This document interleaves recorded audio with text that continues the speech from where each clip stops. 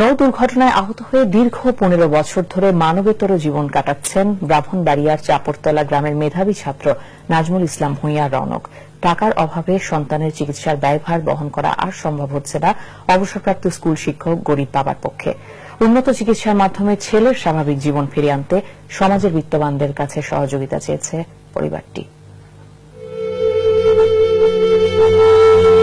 নৌ দুর্ঘটনায় পঙ্গু নাজমুল ইসলাম রৌনক এভাবেই দীর্ঘ 15 বছর ধরে শুয়ে বসে দুঃসহ দিন কাটাচ্ছেন। চিকিৎসকের পরামর্শ অনুযায়ী ইলাস্টিক বেডে শুয়ে সময় কাটাতে হয় মেধাবী নাজমুলের। নাসিরনগর উপজেলার অজপাড়া গ্রাম চাপড়তলায় বিদ্যুৎ না থাকায় বাধ্য হয়ে গ্রাম ছেড়ে আসতে হয়েছে শহরে। বর্তমানে তিনি ব্রাহ্মণবাড়িয়া পৌর এলাকার একটি ভাড়া বাসায় পরিবারের সাথে বসবাস করছেন।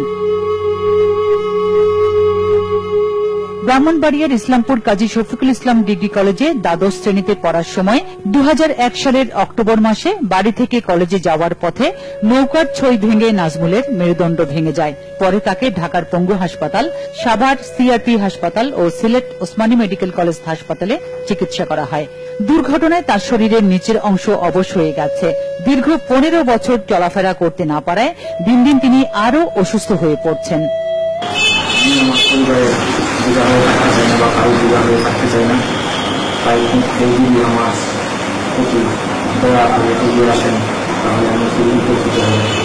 চার ভাই বোনের মধ্যে সবার বড় নাজমুলের সুস্থতার জন্য উন্নত চিকিৎসার দরকার, কিন্তু গরিব বাবা অবসরপ্রাপ্ত স্কুল শিক্ষক নজরুল ইসলামের পক্ষে চিকিৎসার ব্যয়ভার বহন করা আর সম্ভব হচ্ছে না।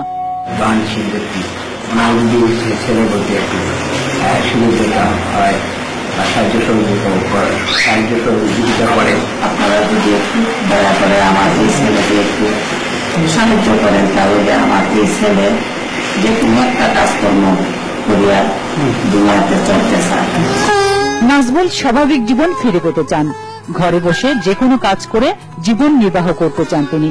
এজন্য হৃদয়বান ব্যক্তিদের কাছে আর্থিক সহযোগিতা চেয়েছেন তিনি। মানুষের জন্যে জীবনের জন্যে একটু সহানুভূতি কি মানুষ পেতে পারে না। নাজমুলকে আর্থিক সাহায্য পাঠানোর ঠিকানা ডাচ বাংলা ব্যাংক, ব্রাহ্মণবাড়িয়া শাখা, হিসাব নম্বর 212511014746, মোবাইল নম্বর 017183899750। মানুষ বাংলা ভিশন নিউজ ডেস্ক।